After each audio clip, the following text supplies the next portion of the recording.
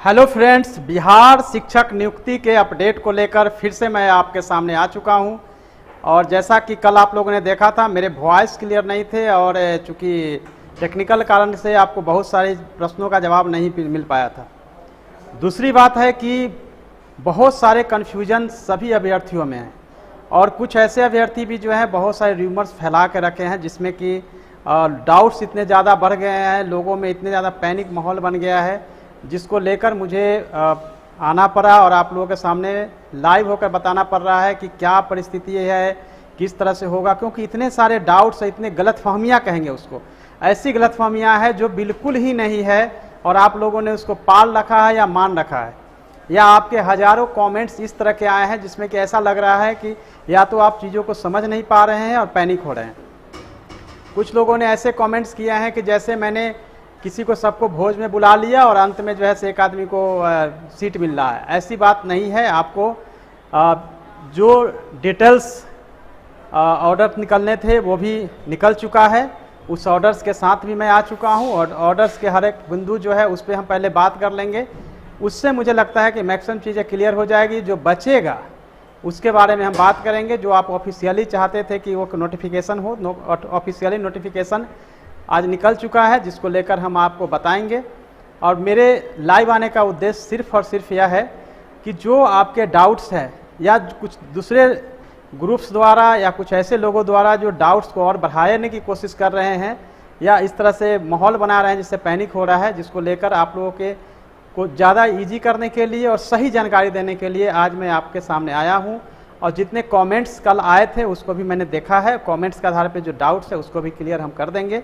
लेकिन मैं उम्मीद करता हूं कि 90% आपके डाउट्स जो है वो आज के ऑफिशियल जो ऑर्डर्स हुए हैं उससे आपका क्लियर हो जाएगा। तो सबसे पहले स्टार्ट करते हैं। जो अधिसूचना आई है उसको आप देख लीजिए। ये तो आपको पता ही होगा कि पहले हम लोगों ने डेट जो है वो 5, 7 और 12 रखा था, लेकिन जब आप लोगों ने ही रिक्वेस्ट किया कि 1 से 5 और 6 से 8 को अलग किया जाए क्योंकि दोनों ही काउंसलिंग में आपको भाग लेना है, तो फिर से इसको जो है हम लोगों ने चेंज किया। और चेंज क्या किया वो आप देखने की कोशिश करिएगा कि पहले हम लोगों ने जो डेट रखा था वो ये था और ये था। लेकिन बाद में हमने क्या किया कि आपके 1 से 5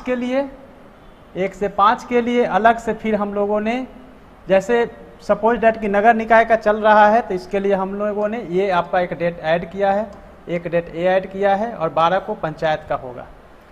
तो मुझे लगता है कि आप क्लियर हो गए हैं डेट के लिए कि 5 और 6 नगर निकाय का, प्रखंड नियोजन इकाई 7 और 8 और पंचायत का 12 को। और कहाँ पे होगा? सभी जिला मुख्यालय पे होंगे। पंचायत का केवल जो है प्रखंड मुख्यालय लेवल पे होगा। और ये भी आप लोगों का सजेशन था कि कैंप मोड में हो, ओपन कैंप मोड में हो, सबको मौका मिले और नियोजन इस तरह से हो कि मैक्सिमम जो कैंडिडेट्स हैं उनको इसमें समावेश किया जा सके। और कैंप मोड में होने से जिस तरह की जो प्रॉब्लम्स, परेशानी झेलनी पड़ती थी उसको दूर किया जा सकता है। बहुत सारी जो कठिनाइयाँ, कोई डिमांड, बहुत सारे जो आपके साथ झेलना पड़ता था वो सब को दूर करने के लिए कैंप मोड में इसको लाया गया है। आगे चलेंगे और देखेंगे एक एक करके कि किस तरह से हमने इसमें कई चीज़ों को रखा है। जैसे कई ऐसे पंचायत है जो कि नगर परिषद या नगर पंचायत में समाविष्ट हो गए हैं। ऐसे 306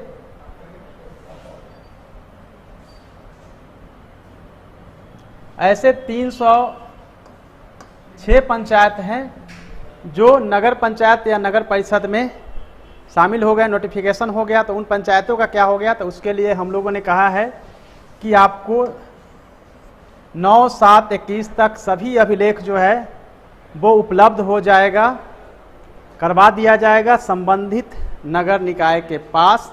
और इसका हम लोग काउंसलिंग कब करेंगे? तो इसका काउंसलिंग करेंगे 2nd फेज में। तो ये रही आपकी महत्वपूर्ण जानकारियाँ जो कि मैं आपको बता रहा हूँ। आगे हम चलेंगे सेकेंड पार्ट की तरफ कि आपको अपने काउंसलिंग के टाइम में एक फोटो आइडेंटिटी कार्ड लाना होगा।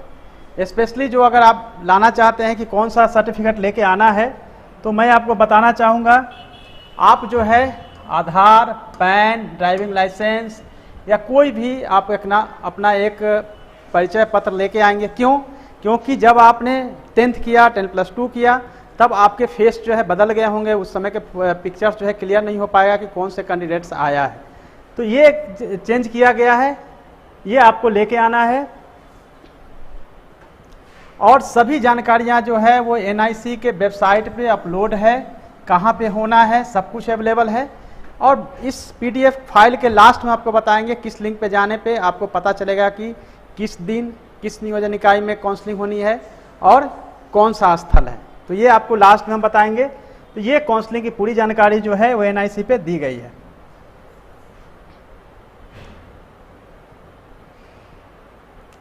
सबसे ज़्यादा डाउट्स जो है वो है आपके सर्टिफिकेट को लेकर।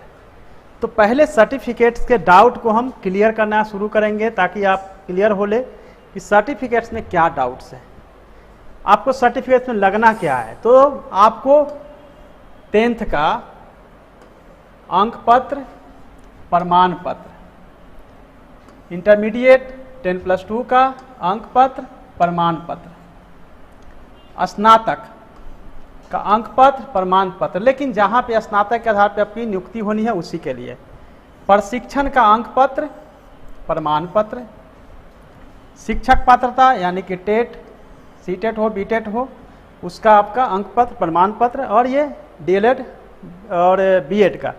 आरक्षित श्रेणी के अभ्यर्थियों के लिए जाति प्रमाण पत्र, जो भी श्रेणी में है, जो भी कास्ट के हैं उनको जाति प्रमाण पत्र लाना पड़ेगा। और जो आवासीय प्रमाण पत्र है, सपोज डेट कि आप BC में है, SC ST में है, कहीं भी हो, कोई भी अगर रिजर्वेशन का लाभ लेना है तो आपको आवासीय प्रमाण पत्र अनिवार्य है।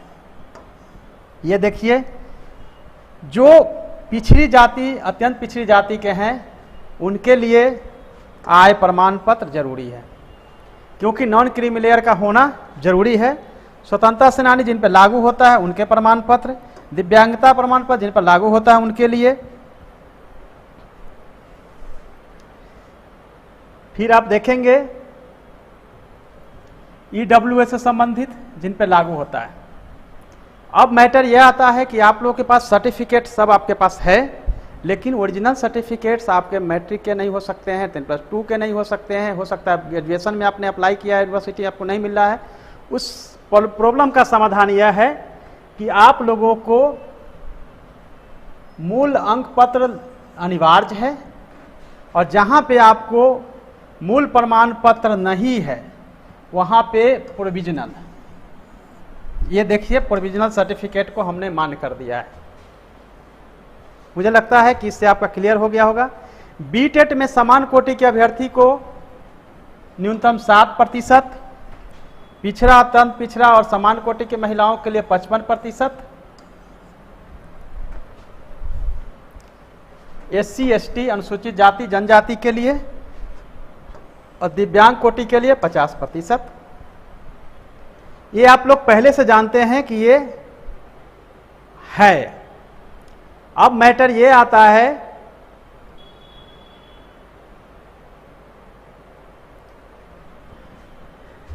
कि ये 50% यानी कि बीटेट में जो सुविधा दी गई है वही सीटेट में भी लागू होगा।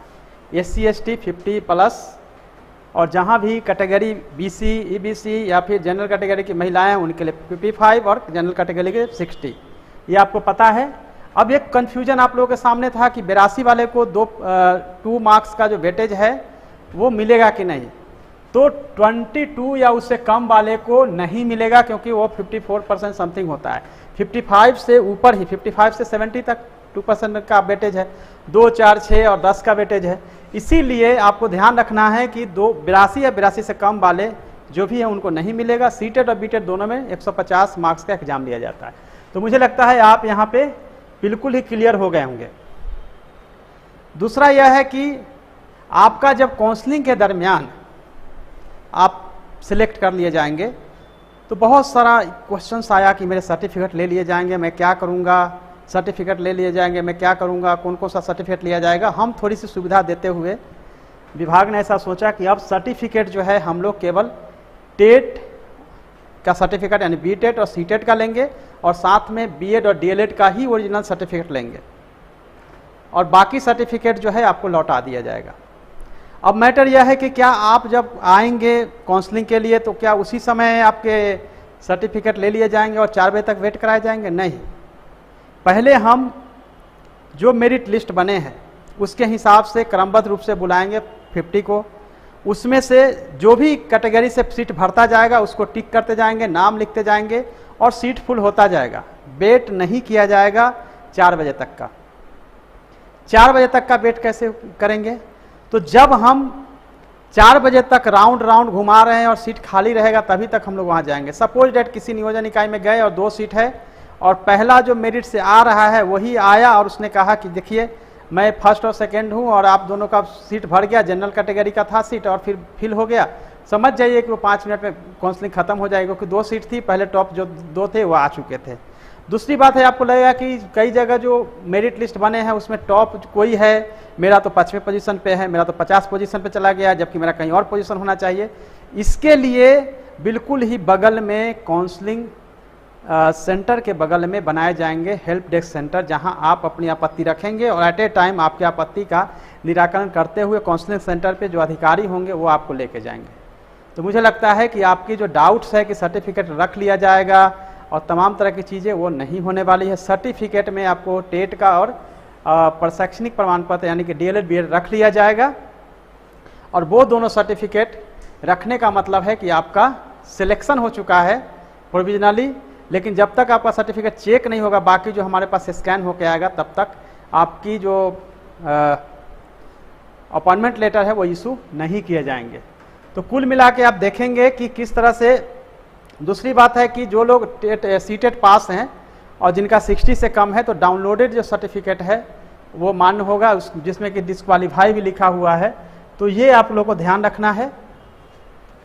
टेट जो है ये जमा कर लिया जाएगा, लेकिन लगता हो आपने अभी काउंसलिंग अभी कराया और आपको पता चला कि अमुक पंचायत में या अमुक ब्लॉक में हमारे होने की संभावना है, वहाँ कैंडिडेट नहीं है और यहाँ के बजाय वहाँ बेटर है, तो आप एट ए टाइम काउंसलिंग के बीच से भी अपने सर्टिफिकेट ले जा सकते हैं। बस एक घोषणा पत्र होगा जिसको कि आपको साइन करना होगा और आपके सर्टिफिकेट जैसा कि आप देख रहे हैं सदस्य सचिव द्वारा हस्ताक्षर किया जाएगा, उसके उपरांत तो आपको वापस कर दिया जाएगा।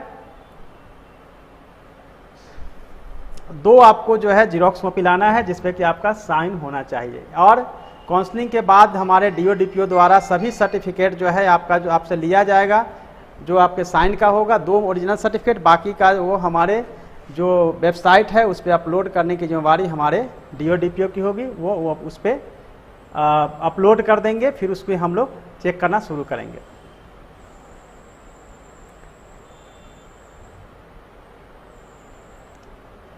आपने देखा होगा कि वरीयता के अनुसार हम लोग जो है 50-50 को बुलाएंगे। ऐसा नहीं होगा कि कोई पीछे से आ जाएगा।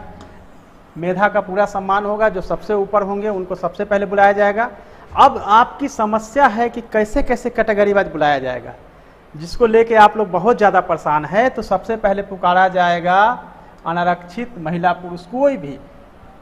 तो UR से स्टार्ट होते हुए अनारक्षित महिला कोटि, फिर पिछड़ा वर्ग पुरुष महिला, पिछड़ा वर्ग महिला, अत्यंत पिछड़ा वर्ग पुरुष महिला, अत्यंत पिछड़ा वर्ग महिला, अनुसूचित जाति पुरुष महिला, अनुसूचित जाति महिला, अनुसूचित जनजाति पुरुष महिला, अनुसूचित जाति महिला, और फिर आरक्षित वर्ग की महिला, आर्थिक रूप से पिछड़े हुए वर्ग की दोनों, उसके बाद फिर आर्थिक रूप से पिछड़े वर्ग की महिला, और निःशक्त यानी कि दिव्यांग के होने की स्थिति में उनको। उसके बाद निःशक्त अभ्यर्थी को सर्वप्रथम नियोजन का अवसर इसलिए दिया जाएगा क्योंकि नियुक्ति के सापेक्ष का जो उनको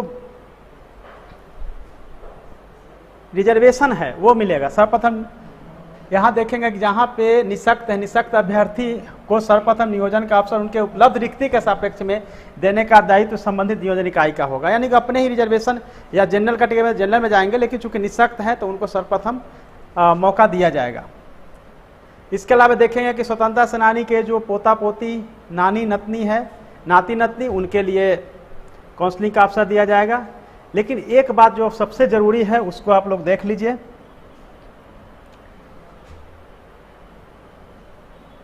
प्रत्येक अभ्यर्थी का नाम लाउड स्पीकर से 3 बार पुकारा जाएगा। अगर वे उपस्थित नहीं होते हैं तो उसके बाद के क्रम के अभ्यर्थी को उसी लाउड स्पीकर से फिर बुलाया जाएगा। इस दौरान यह वह अभ्यर्थी जिसका नाम पूर्व में पुकारा गया हो उपस्थित होकर नियोजन की प्रक्रिया में शामिल होना चाहेंगे। सपोज डैट कि इस दौरान वह अभ्यर्थी जिसका नाम पूर्व में पुकारा गया हो उपस्थित होकर नियोजन की प्रक्रिया में शामिल होना चाहेंगे तो उन्हें अनुमति नहीं दी जाएगी। कब?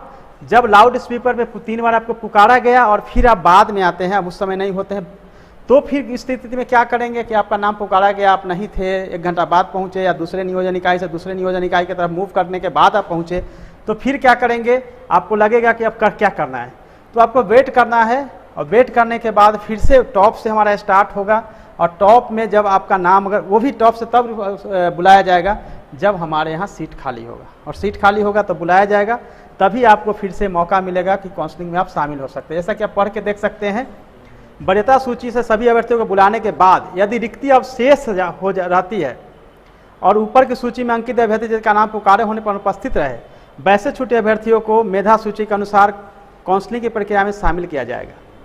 काउंसलिंग तिथि को काउंसलिंग पूर्ण होने के पश्चात अभ्यर्थियों की उपस्थिति पंजी को नियोजन इकाई द्वारा क्लोज कर दिया जाएगा, यानी कि उस समय क्लोज कर दिया जाएगा, जिसके जिला शिक्षा पदाधिकारी अथवा उनके प्राधिकृत पदाधिकारी के द्वारा करते हुए कार्यालय का मोहर पंजी मुहर भी उस पर लगा दिया जाएगा। टाइमिंग जो है वो आप लोगों के लिए बहुत महत्वपूर्ण है। कितने से कितने बजे का टाइम रखा गया है? तो टाइम जो है आपका 11:30 से 4:30 बजे तक का है। 11:30 से स्टार्ट होगा, 4:30 बजे तक चलेगा। अब लगेगा कि 4:30 बजे तक क्यों चलेगा? 11:30 बजे स्टार्ट होता है, 50 लोगों को बुलाया जाता है, सीट है 100, तो उसमें से पहले राउंड में से 3-4 टर्नअप हुए, उसके बाद फिर नेक्स्ट को बुलाया जाएगा, नेक्स्ट को बुलाया जाएगा, और यह प्रक्रिया तब तक चलती रहेगी जब तक कि पूरा सीट नहीं भर जाता है। और 4:30 बजे कोई कैंडिडेट्स नहीं है और उस नियोजन इकाई के पास फिर भी 2 सीट किसी भी रिजर्व कैटेगरी कहीं भी खाली रह गया, तो 4:30 बजे के बाद उस प्रक्रिया को आगे नहीं बढ़ाना है। और जैसे ही आप काउंसलिंग के लिए जाते हैं, पुकारा गया और काउंसलिंग के लिए गए, आपके सारे कागजात प्रॉपर मिल गए हैं, आपके मूल आवेदन के साथ मैच कर गए हैं और आपका सर्टिफिकेट देख लिया गया कि ठीक है, उसको रख लिया गया, सर्टिफिकेट रख लिया गया और आपको टिक लगा दिया गया, उसी समय आप समझिए कि आपका चयन हो चुका है। यह नहीं मतलब है कि सभी का सर्टिफिकेट हमने जमा किया 4 बजे तक, जो आप लोगों को बहुत कन्फ्यूजन लोगों ने क्रिएट करके रखा है। 4 बजे तक सबका हम जमा कर लेंगे, कुछ ने ऐसा हमारे पास भेजा कि सर मान लेते हैं कि हम सिलेक्ट हो गए हैं पहले और कोई जो है पीछे से 2 बजे आया और मेरे से आगे वाला मेरिट वाला था, हम तो बैठे रह गए, उसका हो गया। ऐसा नहीं होगा, क्योंकि जो आपका सिलेक्शन हो गया है और उसके बाद में आता है कोई कैंडिडेट से उसका मेरिट हाई है, तो भी उसको नहीं लिया जाएगा। एक बार आप जब सिलेक्ट हो गए, मतलब सिलेक्ट हो गए, भले उससे अधिक मार्क्स वाले कोई आ जाते हैं, सो एट ए टाइम मेरिट के हिसाब से पुकारा जाएगा। अब रही बात मेरिट में अगर ऊपर नीचे है या परसेंटेज, नाम में एरर या कैटेगरी बदल दिया गया है, प्रत्येक नियोजन इकाई के साथ हमने व्यवस्था की है कि आप अपनी बात वहाँ रख दीजिएगा, तो आपको जो है कंसीडर करके प्रॉपर मिला लिया जाएगा आपके आवेदन मूल आवेदन पत्र से, और फिर मैच करा लिया जाएगा सर्टिफिकेट। जब लगेगा कि मैच हो गया है, नहीं बिल्कुल आपका जो बना था मेरिट उसमें गड़बड़ी थी, तो आपको इसको कंसीडर किया जाएगा। सपोज डैट कि आपने रिसिप्ट जमा किया था, रिसिप्ट खो गया है, कोई दिक्कत नहीं है, आप अपने मेरिट में जहाँ क्रम में रहेंगे देख लीजिएगा, तो उसकी ज़रूरत नहीं पड़ेगी। सभी मेरिट लिस्ट जो है वहाँ के बॉल पे चिपका दिया जाएगा और नियोजन इकाई के पास भी होगा, तो अब बाहर भी डिस्प्ले होता रहेगा जहाँ से आप देख सकते हैं, यह निर्देश भी दिया गया है। तो आपको टाइमिंग का जो है आपको रखना है, 6 बजे जो है चयनित अभ्यर्थियों का पूरी तरह से प्रकाशन कर दिया जाएगा और बता दिया जाएगा कि आपका चयन हो गया है। चूँकि चयन तो आपका सर्टिफिकेट लेने के साथ ही हो जाएगा। सभी सर्टिफिकेट जो है वो अपलोड हो जाएंगे, यूजर आईडी और पासवर्ड जिला शिक्षा पदाधिकारी को दे दिया गया है और हमारे द्वारा उसको चेक किया जाएगा। ये पूरी व्यवस्था रहेगी। जिला शिक्षा पदाधिकारियों को यह भी कहा गया है कि काउंसलिंग का स्थल के निर्धारित इसकी सूचना नियोजन इकाई को दे देंगे, ताकि नियोजन इकाई के समय पर सूची प्रकाशित कर सके, पूरी उसके स्थल के बारे में जानकारी हो सके। देन फिर हम देखेंगे कोविड-19 के प्रोटोकॉल का पालन करने की पूरी व्यवस्था जो है की जा रही है, तो वो भी जो है होगी। कोविड-19 का प्रोटोकॉल का पूरा पालन किया जाएगा, रखा जाएगा। जो मैं हेल्प डेस्क की बात कर रहा था, ये पूरी की पूरी नियोजन इकाई वार हेल्प डेस्क सेंटर होगा। तो जब नियोजन इकाई बार रहेगी तो भीड़ भी नहीं रहेगी, आपको किसी से एक्सेस करने के लिए बहुत भीड़ भाड़ नहीं है। नियोजन इकाई के साथ ही हेल्प डेस्क सेंटर प्रत्येक नियोजन इकाई के साथ है, तो कोई समस्या नहीं होगी। आप उनके सामने अपनी समस्या रखेंगे और फिर वो आपको नियोजन इकाई के पास ले जाएंगे, क्योंकि वहाँ पे एक तरफ काउंसलिंग, दूसरी तरफ तू मैं, फिर आप वहाँ जाएंगे, आपको एंटरटेन नहीं हो पाएगा। इसीलिए हमने व्यवस्था रखी है कि आपको हेल्प डेस्क सेंटर जो है इसमें पूरी तरह से आपकी हर चीज़ के लिए मदद करेगी।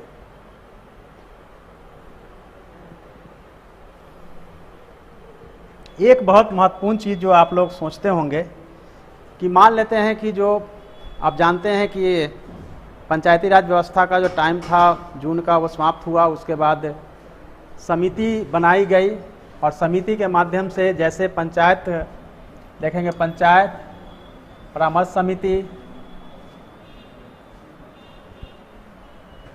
फिर उसके बाद जो है आप देखेंगे कि इसमें समिति बनाई गई है प्रखंड लेवल पे भी, उसमें अध्यक्ष संबंधित सदस्य उनको वहाँ पे उपस्थित होना है। लेकिन सपोज डैट कि वह नहीं आते हैं, जो परामर्शदात्री के सभापति हैं, आप जानते हैं कि परामर्शी समिति जो बनाई गई है उसमें मुखिया जी को ही उसमें बना दिया गया है सभापति, और मेंबर्स जो हैं उसके सदस्य हैं कार्यकारिणी। तो अगर वो नहीं आते हैं तो क्या होगा? अगर नहीं आते हैं तो ये मान लिया जाएगा कि उनको डिम्ड कि वो उपस्थित थे, यह मानते हुए आगे की प्रक्रिया की जाएगी। इसलिए यह कहना कि वो नहीं आएंगे तो क्या होगा, या बाकी चीज़ें जो आप लोग बोलते रहते हैं, मैसेज करते हैं कि ये हो रहा है, वो हो रहा है, डिमांड हो रहा है, फलना, ये फलना ढकना कुछ यहाँ पे नहीं चलने वाला है, ना होने वाला है। आएंगे ठीक है, नहीं आएंगे तो भी कोई प्रॉब्लम नहीं है। और ये जो है डिम्ड रूप से उनको उपस्थित मानते हुए काउंसलिंग की प्रक्रिया पूरी कर ली जाएगी। और फिर सपोज डेट कि आपका पंचायत सचिव नहीं आता है, क्या होगा? अगर पंचायत सचिव नहीं आएगा तो फिर डीएम साहब द्वारा उनके ऊपर कार्रवाई की जाएगी। तो उनके पास भी ऑप्शन नहीं है कि वो उसमें से अनुपस्थित हो सकते हैं। चयनित अभ्यर्थियों के अपलोड किए गए प्रमाण पत्र सत्यापन के उपरांत ही जिला शिक्षा पदाधिकारी का संबंधित नियोजन इकाई को दी जाएगी। सत्यापन के पश्चात नियुक्ति पत्र निर्गत करने हेतु सूचना विभाग द्वारा अलग से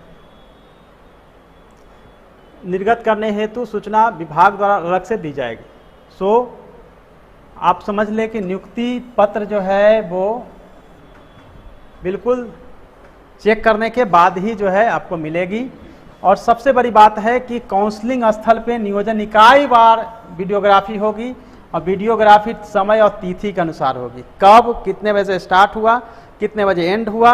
और नियोजन इकाई वार यानी कि एक नियोजन पे एक पूरा कैमरा कंटिन्यू उसको वॉच करेगा, आपस की बात, अफसर की बात, कैंडिडेट्स की बात, सभी कुछ उसमें कैद होता रहेगा। फिर क्या होगा, ओवरऑल पूरे प्रीमाइसिस के लिए भी अलग से रिकॉर्डिंग, वीडियो रिकॉर्डिंग जो है वो चलती रहेगी। और वो वीडियो रिकॉर्डिंग जो है वो डीएम साहब, एसपी साहब के चैम्बर में भी लाइव स्ट्रीमिंग होगा, मेरे साथ भी वो शेयर किया रहेगा। 38 के 38 जिले हमारे नज़र में रहेगा, हमारे माननीय मंत्री जी और एसीएस सर उसको देखते रहेंगे, और जो भी देखना चाहते हैं ऊपरी लेवल पे वो सब इसके माध्यम से देख पाएंगे। उसका लाइव सब कुछ हमारे पास होगा। डीआईओ के माध्यम से ये पूरी प्रक्रिया हमारी चलती रहेगी। ये तो ठीक है, वो पर्याप्त बल में पुलिस बल वगैरह व्यवस्था की रहेगी, इसमें तो कोई आप लोगों को कोई है नहीं। दंडाधिकारी रहेंगे, वहाँ पे मजिस्ट्रेट रहेंगे, तमाम व्यवस्था जो है वो डीएम एसपी के द्वारा की जाएगी। आपके लिए जो ज़रूरी चीज़ है कि आपको अगर कुछ कहना है तो ये हमारा कंट्रोल रूम नंबर है, जिसपे कि आप हमें कॉल करके कह सकते हैं। आपके जो ग्रीवांसेज है वहाँ रजिस्टर किया जाएगा।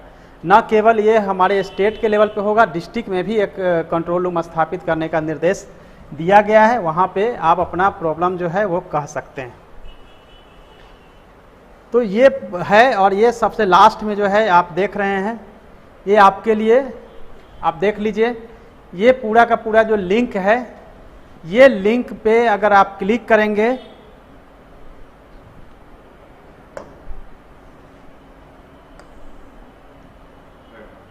ये लिंक को अगर क्लिक करेंगे तो आपको पूरा का पूरा कब कहाँ होना है काउंसलिंग, उसकी डिटेल्स इस पे मिलेंगे डिस्ट्रिक्ट वाइज। तो ये डिस्क्रिप्शन में चला जाएगा, आप इसको देख सकते हैं।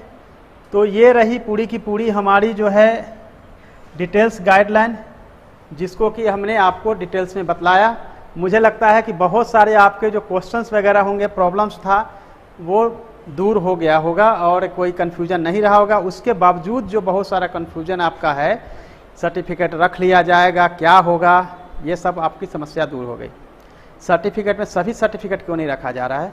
हो सकता है बहुत सारे कैंडिडेट्स को कुछ इंटरव्यू देना है, कहीं और अपॉर्चुनिटी मिली हुई है, तो उनका ये फ्यूचर जो है वो ख़राब नहीं हो, उनको अपॉर्चुनिटी से महरूम ना हो, इसीलिए व्यवस्था की गई है कि आपके सर्टिफिकेट का 2 पार्ट, टेट और डीएलएड या बीएड, यानी प्रशैक्षणिक और पात्रता परीक्षा के सर्टिफिकेट रखे जाएंगे।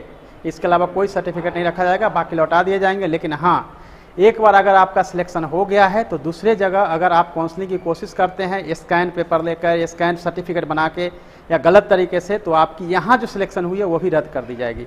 तो यह ध्यान रखेंगे कि आपका एक बार सिलेक्शन हो गया है तो घर में रहें, खुश रहें अपने पेरेंट्स के साथ। अब ट्राई ना करें। एक बहुत जो खुशखबरी वाली बात नहीं है वो है, जिन्होंने गलत सर्टिफिकेट लगाए थे उन पे कार्रवाई भी होगी, पर्याप्त पुलिस बल होगी, एफआईआर, सब तमाम तरह की चीज़ें हो सकती है, पहला। दूसरा, जो जेन्युइनली 60% पे थे, 80% का सर्टिफिकेट लगा दिए हैं, उनके लिए भी अच्छी खबर नहीं है, क्योंकि मूल आवेदन से मिलान किया जाएगा, गलत पाए जाने पे कार्रवाई की जाएगी। मुझे लगता है कि आपके जितने डाउट्स थे वो लगभग क्लियर हो गए होंगे। इसके अलावा कोई डाउट्स है तो मैं अब कमेंट्स देखना शुरू करता हूं कि क्या क्या कमेंट्स आपके आ रहे हैं, उसके कमेंट्स के हिसाब से हम बताने की कोशिश करेंगे। कौन किस कैटेगरी में जाएगा? जो कैटेगरी के लिए जो रिजर्व है उस कैटेगरी को वायलेट नहीं किया जा सकता है। जिस कैटेगरी के लिए जो है उसी कैटेगरी में वो, जैसे EWS का सीट है फीमेल का, और उसमें अगर कोई चाहे कि हम दूसरे जनरल कैटेगरी के जो बॉयज है वो चले जाए, वो नहीं होगा। कोई भी कैटेगरी में जिस कैटेगरी का जो सीट है वो उसी कैटेगरी से भरा जाएगा। तो ये नहीं आप लोग दुविधा रखिए कि उसका कैटेगरी हम लेंगे, उसका कैटेगरी लेंगे, और बाकी जो है कैरी फॉरवर्ड हो जाएगा। और एक सीटेट दिसंबर, जनवरी सीटेट, इन सब की समस्या है कि कब निकलेगा, हमको शामिल कर लीजिए। चूँकि अब तो शामिल करने के लिए जो भी प्रयास आप लोगों ने किया था, लेकिन अभी इस नियोजन प्रक्रिया के पूर्ण होते ही आप लोग को अपॉर्चुनिटी दी जाएगी। जैसा कि माननीय मंत्री जी के द्वारा बताया गया था कि हाँ 7th फेज भी इस फेज को पूरा होने के बाद शुरू किया जाएगा। सो आप लोग होप नहीं खोइए, वही जो है जल्दी शुरू किया जाएगा। क्योंकि कमेंट्स हज़ारों आए हैं, इसलिए बहुत मुश्किल है कि सारे कमेंट्स को रिप्लाई किया जाए। हाँ, सर्टिफिकेट पुराने और नए की बात है। सर्टिफिकेट जो है, जो आपने आवेदन के साथ लगाए थे वो मान्य होगा, फ्रेश सर्टिफिकेट की ज़रूरत नहीं है। लेकिन एक समस्या आपकी ये भी है कि मेरा सर्टिफिकेट खो गया है जो आपने लगाया था, तो क्या करें? जैसे आवासीय लगाया, आय लगाया, EWS का लगाया, तो क्या करें? तो एक बात आप गौर से सुनिए, जो सर्टिफिकेट लगाया था और खो गया है और नया सर्टिफिकेट बनाया है, तो नया सर्टिफिकेट हम एक्सेप्ट करेंगे, लेकिन तब जब पुराने सर्टिफिकेट के स्टेटस चेंज नहीं हुआ होगा।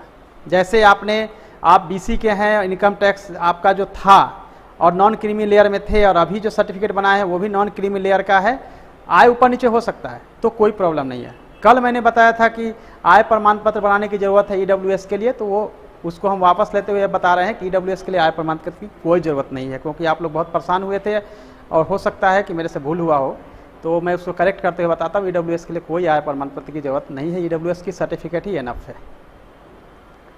तो पुराने और नए सर्टिफिकेट का मुझे लगता है प्रॉब्लम दूर हो गया कि नया सर्टिफिकेट लेके जाएंगे, पुराने वाले खो गए हैं, रिसिप्ट खो गया है, कोई इशू नहीं है।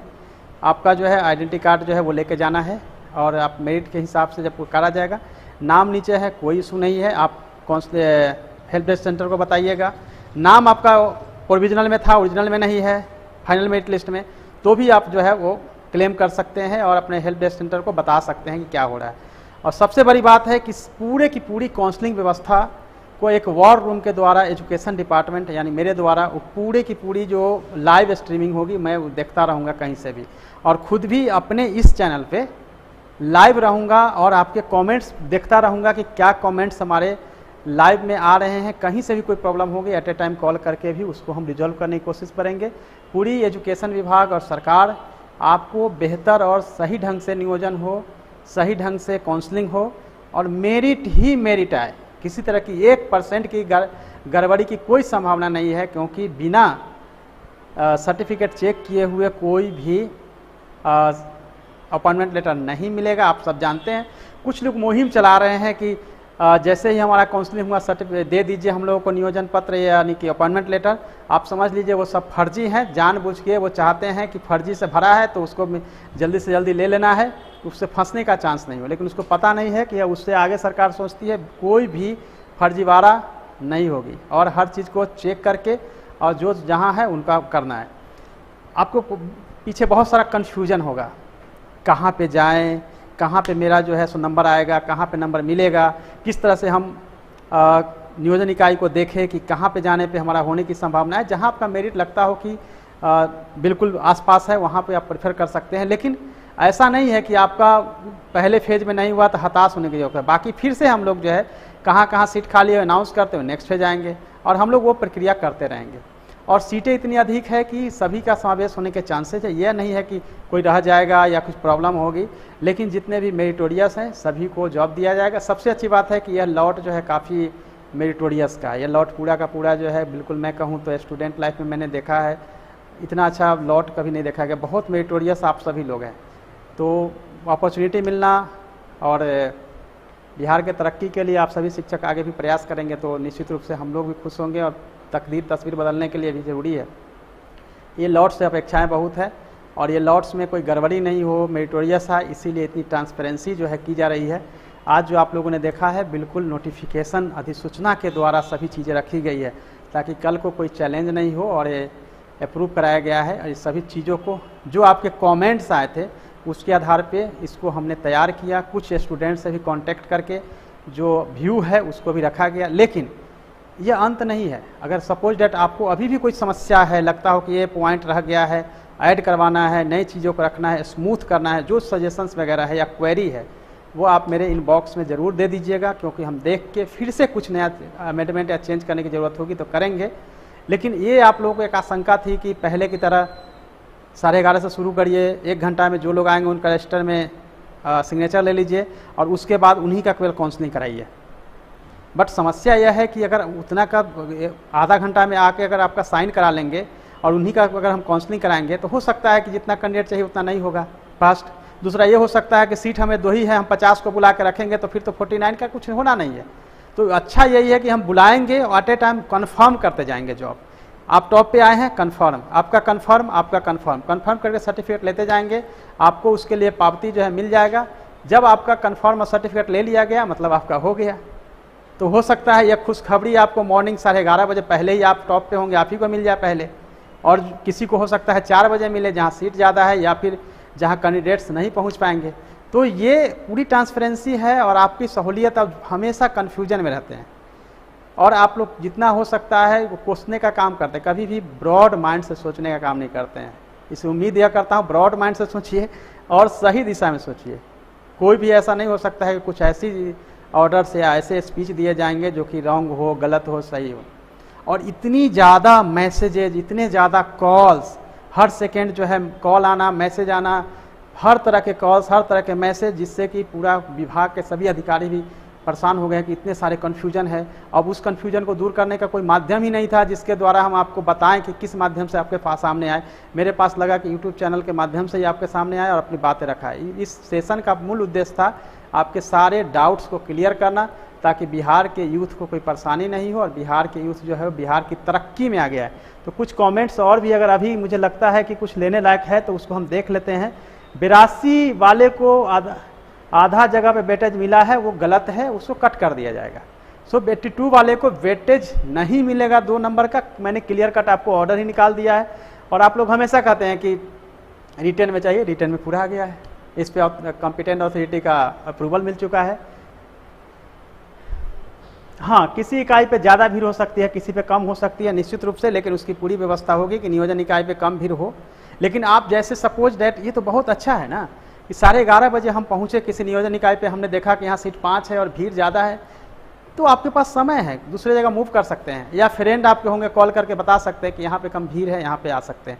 बट भाग दौड़ ज़्यादा करने की कोशिश मत करें। जिला नहीं बदल सकते हैं, आप ब्लॉक बदल बदल के नहीं जा सकते। हाँ, जिला स्तर पे हो रही है तो आप वहाँ पे ट्राई कर सकते हैं, प्रखंड स्तर पे हो रहा है तो सारे नियोजन इकाई जो है वहीं पे है प्रखंड स्तर पे, यानी कि किसी एक प्रखंड पे ही आप फोकस करके उसके पंचायत में ही फोकस करिए, क्योंकि जैसे जैसे आप प्रखंड बदलेंगे फिर अलग अलग प्लेस को बदलेंगे, आपका डिफिकल्टी बढ़ेगा और दिन भर परेशान होकर हताश हो जाएंगे सामने।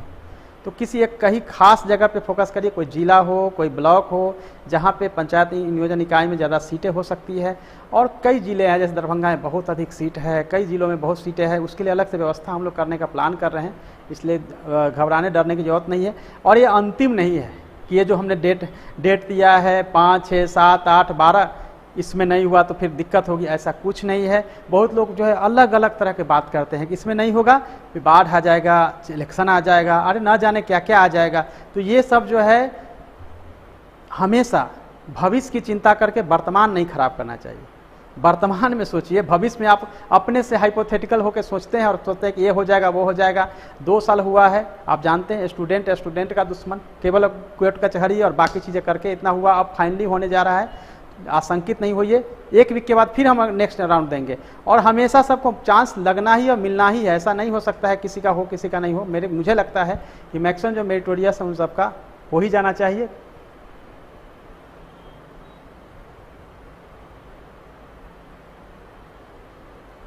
बाकी जो आपके कमेंट्स वगैरह है मेरे कमेंट्स बॉक्स में दे दीजिएगा। आप जानते हैं कि ऑफिशियली मैं बहुत अभी आजकल शिक्षक नियुक्ति को लेकर और तमाम तरह की व्यवस्था को लेकर बिजी हूँ, तो मैं जब समय मिलेगा मैं पढ़ लूँगा। जल्दी ही फिर 1-2 दिन में हम लाइव आएंगे और परसों पूरा दिन हम लाइव होंगे देखने के लिए कि कहाँ पे क्या कुछ चल रहा है। आप कमेंट्स दे सकते हैं, प्रॉब्लम बता सकते हैं, तो वहाँ से हम उसको सॉल्व करेंगे। यानी कि 5 को, 6 को, 7 को, 8 को, 12 को हर दिन हम लाइव रहेंगे 11:30 से लेकर 4:30 बजे तक, और 4:30 बजे तक नहीं 6 बजे तक। ऑफिस का वर्क भी होता रहेगा, देखता भी रहूँगा कि कहाँ पे क्या चल रहा है। कहीं कंप्लेन आ रहे हैं कंट्रोल रूम में भी आप कर सकते हैं। तो मुझे लगता है आपके मैक्सिमम डाउट्स क्लियर हो गए होंगे, लेकिन फिर भी कोई सीरियस डाउट्स अगर होगा, आपको लगता होगा कि इसके बावजूद आपका कोई डाउट्स रह गया या प्रॉब्लम रह गया है, तो आप सभी के पास जो है सब कुछ उपलब्ध है मेरे तक मैसेज पहुँचाने के लिए। तो आप इनबॉक्स में डाल दीजिएगा अपने मैसेज मेरे यूट्यूब ऑफिशियल चैनल पर, तो उसमें हम पढ़ लेंगे। और ऑफिशियल चैनल पे ही बने रहिएगा ताकि आगे आपको लाइव और बाकी चीज़ें मिलता रहे। ऐसा नहीं हो कि मेरा वीडियो काट के कोई और कुछ दिखा रहा है और आप लोग को दिग्भ्रमित करने के लिए 50 से 100 चैनल काफ़ी है, और आप लोग दिन भर वही सब करते रहते हैं। पढ़ाई करिए और केवल एक जगह फोकस करिए, जब अवसर अवेलेबल है कहीं जाने की ज़रूरत नहीं है। और लाइव होकर मेरा उद्देश्य रहेगा कि आपके सारे प्रॉब्लम्स को दूर करें। और ऑफिशियली मैं यहाँ पे आया हूँ, ऑफिशियली मैं अपनी बातें कर रहा हूँ, इसीलिए इसको अदरवाइज लेने की ज़रूरत नहीं है। सो थैंक्स फ्रेंड्स, आपको जुड़ने के लिए बहुत अच्छा लगा, आपको डाउट्स क्लियर करने के लिए। और जो भी डाउट्स रह जाए मुझे ज़रूर निश्चित रूप से बताइएगा। Thank you so much, all the best friends.